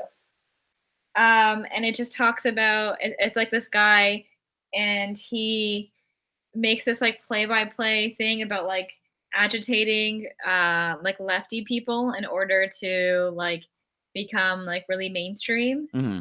And he's like giving tips to people about that, and then he also like deconstructs why he's doing that too, and like talks about how gullible people are. And he even said like the way that he made like this like thing was to attract the bros who want to do something like that. And right. Yeah. I mean, no, like that is such a thing where if you can get people to like protest against you, basically everyone who disagrees with the people who are protesting you is now on your side. Yeah. We're talking about you. Yeah. Oh yeah, I just Googled it, and capo is the name of like what the Jews in concentration camps who got assigned to be guards are. Oh wow! So it's like a insult to people who like capitulate to anti-Semitism. But yeah, wow. But yeah, no, like yeah, it's so like rough and like ridiculous when you see people who like Jews or people where it's like, especially when you get into like the like far like alt-right people where it's like, oh, they do not like you. They are like, you aren't like the special one that's gonna like get through to them and change their mind about Jews. You are a token for them. Like there's been a lot of coverage of Dave Rubin. He has like a YouTube series called The Rubin Report, where it's funded by the like PragerU and the Koch brothers, and he's like a gay Jewish man, and so he interviews like all these like basically like full on alt-right people and like or super far right people, and there's like stuff where like he's gay and he has like Ben Shapiro on, and he'll be like, we have this debate all the time. Would you come to my anniversary with my husband? And Ben Shapiro is just being like, you know what? No, I'm sorry, but I could not go to a party that is celebrating sin, and so I'm sorry, but I like you, I respect you, but I would have to decline. Whoa.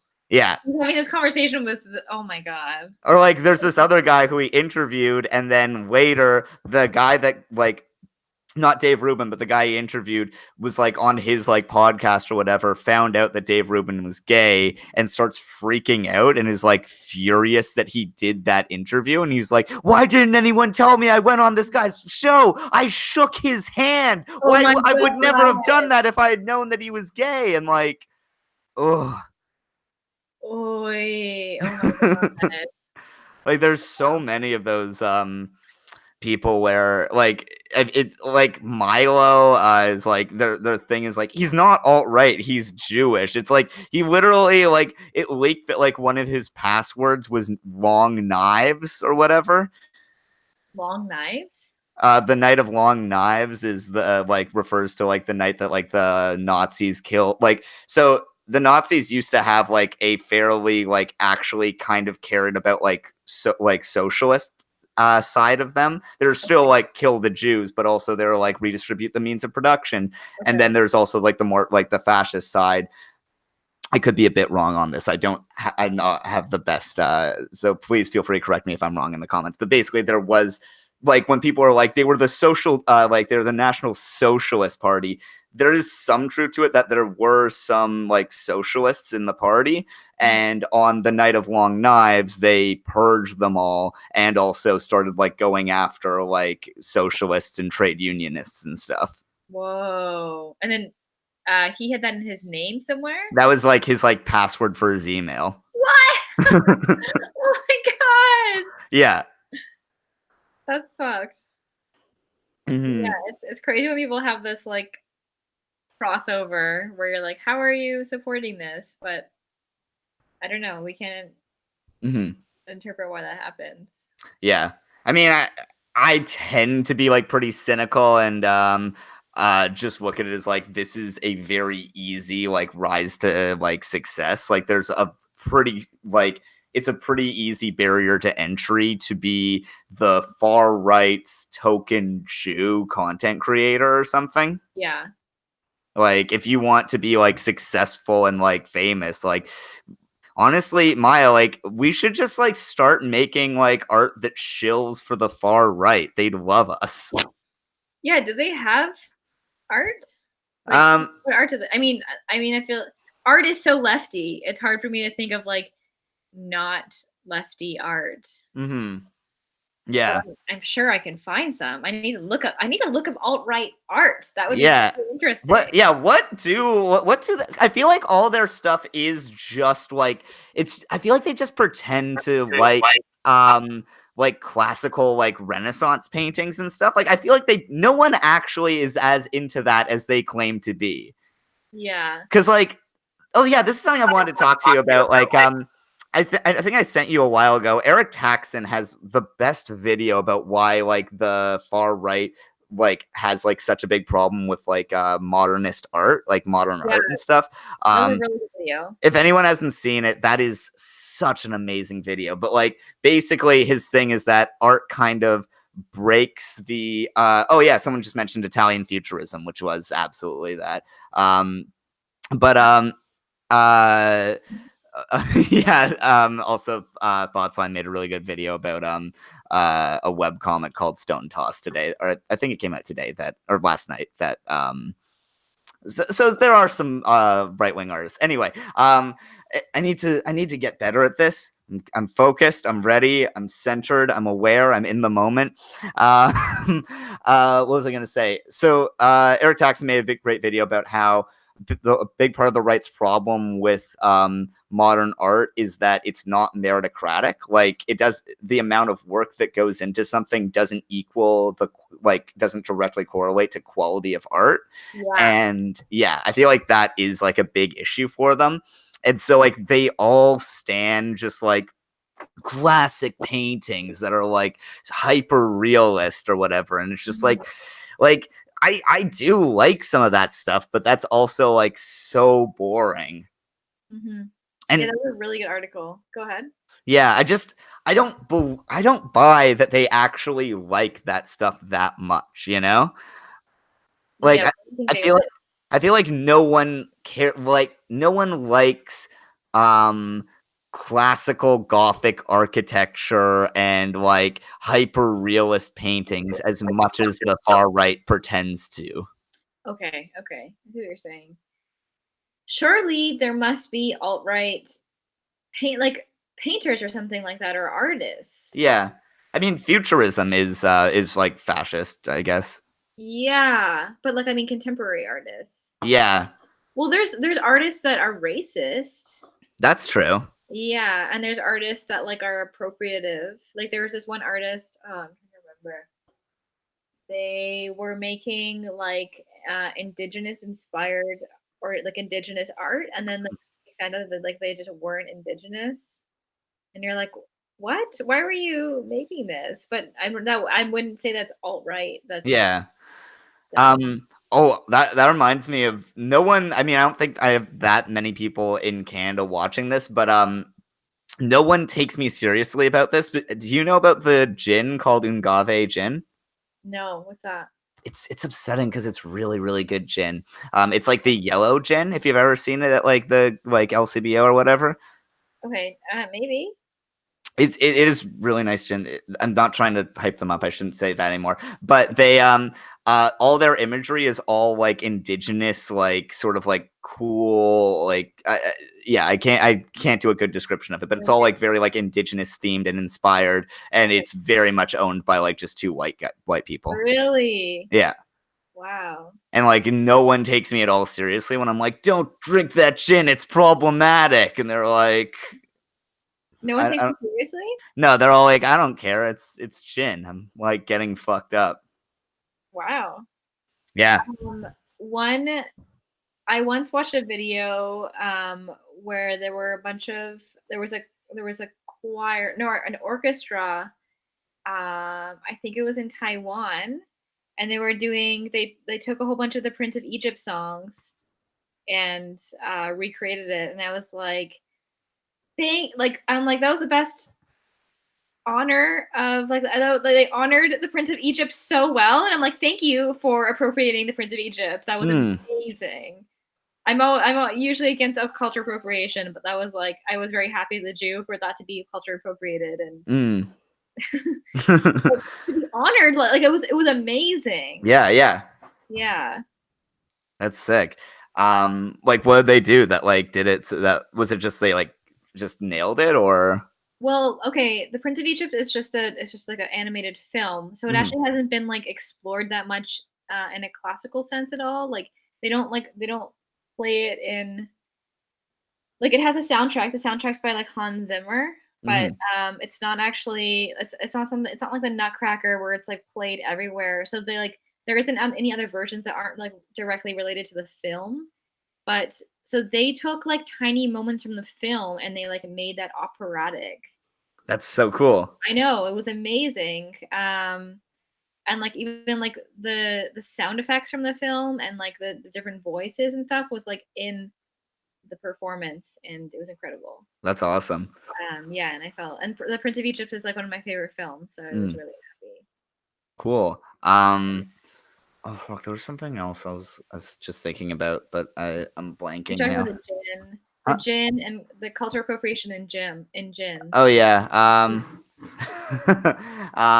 No, I feel like there's like I don't know. I had something. Oh, what's his name? Just posted like his stand-up special is on YouTube. What's his name? Nick DiPaolo. Okay. I was listening to a podcast before this about where they're like trying to roast it, and I feel like they were being a little unfair, but yeah, he's like this like super anti-PC comedian, and just like massive piece of shit. I tweeted like the cover like for the special, and it's like it's literally him on stage giving a middle finger to a bunch of like whiny liberals, i.e. Black Lives Matter, anti-abortion or like pro-abortion, like pro-choice, or like what? It was like let me find the thing because like it was so wild. Like it's not even just like the whiny caricatures of like students or whatever. It was like actually like these are like it's fucked that you're like trying to like say fuck you to this type of thing. Yeah, this is a comedian. Yeah. Yeah. So it's like a bunch of like whiny millennials. So there's like protesters, then there's like a guy like with like a Black Lives Matter shirt, and then there's like a hashtag Me Too thing. And like there's like girl who's like crying because he's triggering them with his harsh truths. Oh my god. And yeah, that's still such a big thing in comedy. there's a club in Toronto that basically it seems like it's just their straight up their booking policy that if a comedian gets Me Too'd, then they'll book him.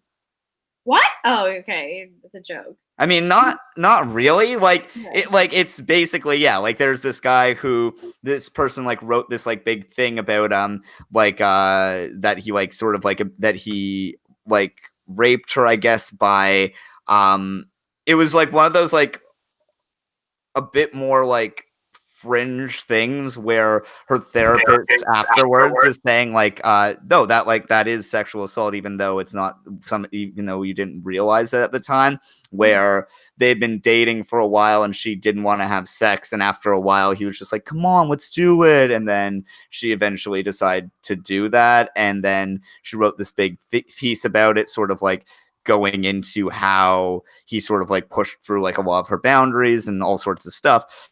And so because like that's like I'm not like trying to be like critical of her. Like I think that like it was a really well written piece, and I think that she was like right, and he was an absolute scumbag. I feel like it. You can probably see how like dude bros are, like pieces of shit are gonna be like, oh, she's just like deciding to like, you could be like me too for anything, and so literally as soon as that came out, they were like, oh, we're booking this guy at like our club. Oh wow. Yeah. Like, okay, this guy just he needs a little. Yeah. He's on our side. Oh my god. Oh wow. I mean, so I guess that is like a pretty like that is where you would see like some pretty conservative like art, I guess, is in stand-up comedy. Yeah. Okay, that's a good. Comedy is really like there's a lot of really conservative art and Yeah, there's a lot of really shitty dudes in this art that I love.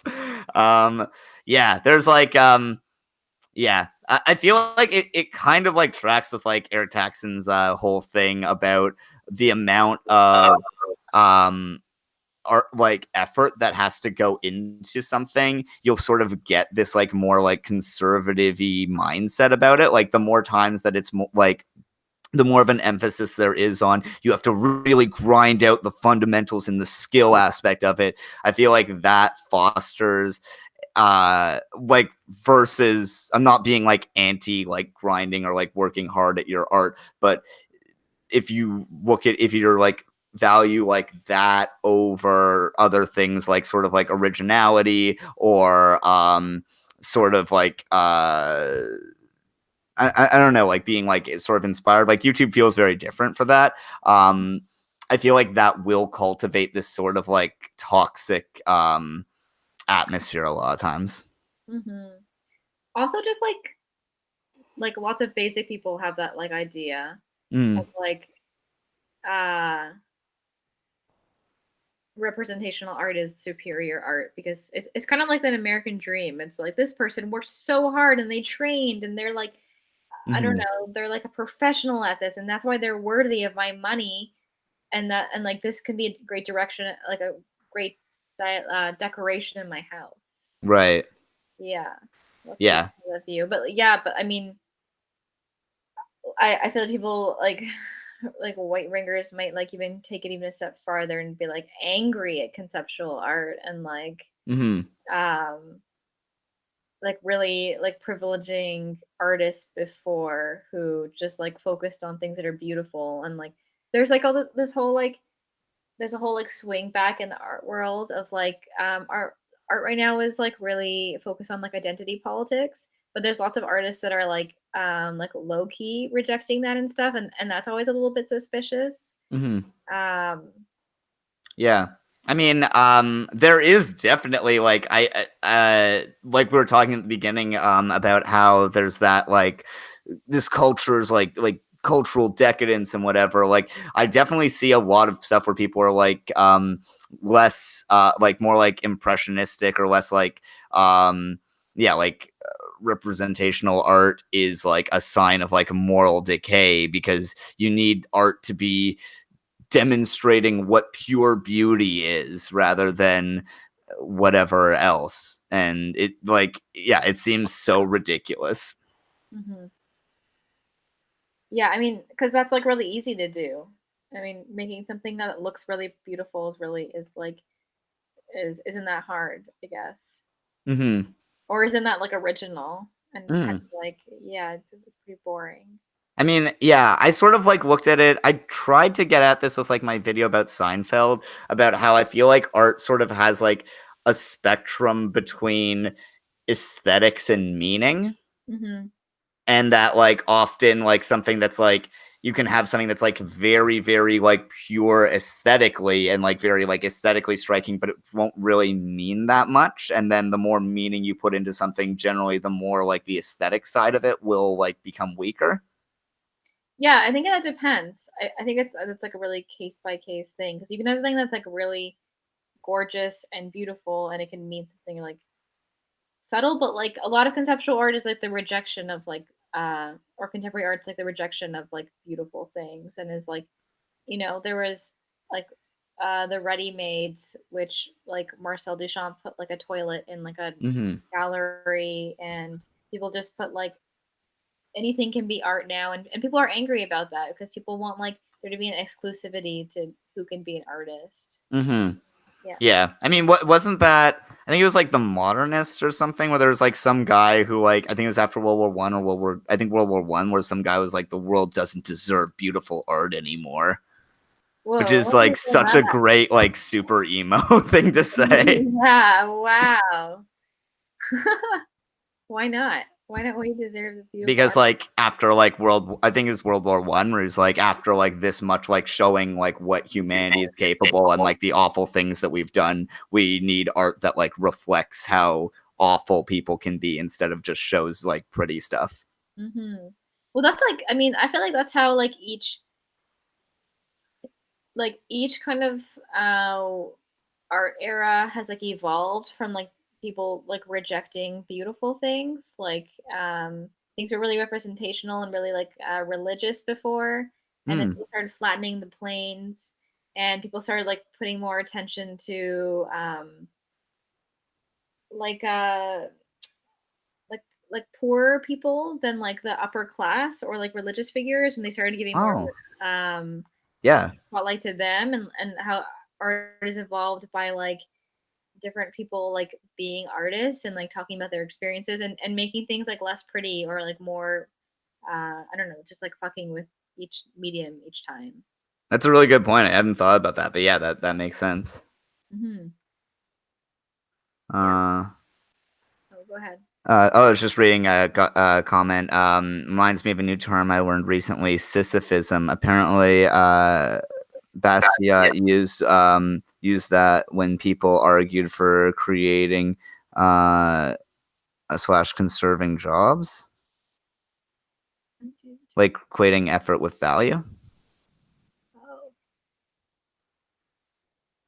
Oh, I see. Like like as in like the myth of Sisyphus. Like, um, oh, like and like anything that like you need to like be putting like an insane amount of effort in. Like, yeah, Yeah. yeah. And that like, and that's in relation to like art, or is that I guess just like in general? Like, is that like the whole thing of um like automation should be a good thing, or is that like more in terms of like artistically, like if you didn't like break your hands like by going into like super detail on everything? Yeah, I guess it's probably to art because Basquiat's an artist, but Yeah. Should we wait for their answer? Oh, yeah, just in terms of economics. reminded me. Oh, cool. Yeah, no, that is really interesting. Yeah, it reminds me of like um it's such a like shithead community, but uh do you know who like Robert Anton Wilson is? No, who's that?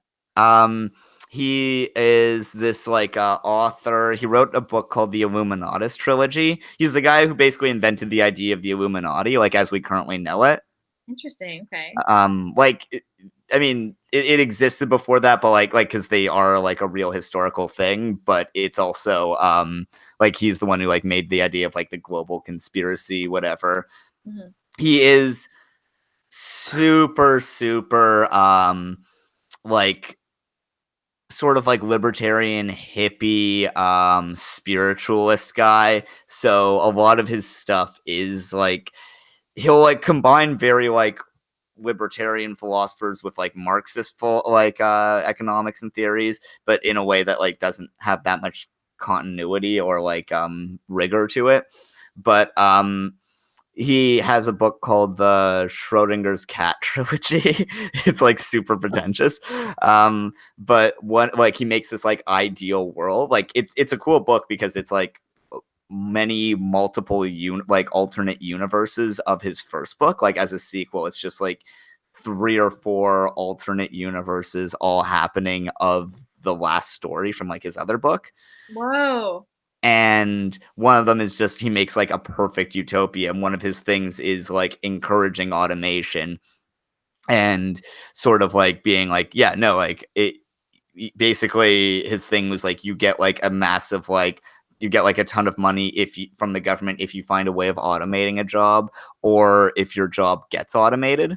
Mm-hmm. And like if your job gets automated, like the government like pays your salary or whatever, like gives you like free tuition for whatever amount of time to so that you can like learn to like find something else. But yeah, I mean, yeah, Wow.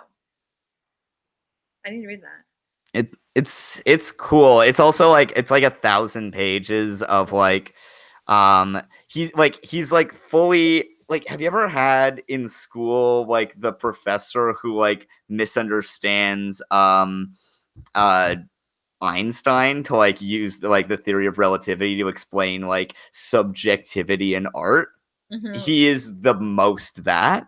Oh my Yeah. I kind of want to read that anyways. Yeah, it like it is fun, but like it's also like it's very like that, and then he has like he'll have like these like super Mary Sue characters, but they're very like libertarian hippie Mary Sue's where it's like, Okay. huh? I said okay. Oh yeah, so like it'll just be like a guy like he's like, oh, his professors all said he was crazy for trying to combine James Joyce with Einstein's theory of relativity, but then they reluctantly gave him straight A's, and it's Oh like God. it's that asshole. Um, People who make Mary Sue's are cute. yeah, no, it can be good. Oh, some people have read it. I liked his stuff, but it was a long time since I read it. Yeah, I read it in like high school when I was like a very, very smart atheist kid. Yeah, Illuminati and Schrodinger's Cat, and then he also has one called Masks of the Illuminati, where Aleister Crowley, James Joyce, and Albert Einstein team up to solve a mystery. Oh my God. I didn't see that. That one's actually very cute because like he found out that like historically they were all in this one town for like a week at the same time. So he's Oh, like, okay, I made a story about them like all teaming up and solving crimes together. that's really good detective work. I like that actually. Yeah. Like We have to go soon. yeah, that's fair. We've been going for like a while. But finish your thought and we can wrap everything up. Yeah, yeah. I mean, I don't know what I was leading to there. Yeah, Robert Anton Wilson is interesting. Someone saying I liked his occult stuff. I was going through a phase. Okay, you do not need to apologize. I very much get that. Was very much into like that and like the Church of the Subgenius for a while. Anyway, yeah, I think that's like this is probably a good enough place to wrap up. Is there anything you wanted to sort of say before we go? No, I don't know. Thank you so much for having me. This was really fun. I feel like we had good conversation. Yeah, this is good. Sophia's orange needs to go to sleep, so yeah, I don't feel good keeping you up, so we should definitely yeah let you go. But yeah, thanks so much for being in this, Maya. I'll put a link in the description, but also, do you want to like? Do you have any like calls to action? Let's be good content creators here. Okay. Yeah, so add me on Instagram, like Maya MAY Ben David, so BENDAVID. Check out my website, it's just mayabendavid.net. My YouTube is Maya Ben David, I'm pretty sure. But I'm thinking of making something like edgier later. But yeah, what Yeah. else? You do I'm some calls. I mean, I don't really have anything. Soon I'll be coming out with a video about food. I'm gonna be on a thing with Mexi soon, which I'm really stoked for. We're gonna be talking about Fire Festival and capitalism, and I'm stoked Ooh, about that. that's gonna be amazing. Yeah. So yeah, I'm gonna be doing these weekly, either Saturday or Sunday. At gonna be trying to make it 7:06 where I am, because it's 6:66 o'clock. Ah, All right. Anyway, yeah, thanks so much, everyone, and yeah, we'll sign out. thank you. Have a good Thanks. night. All right, bye.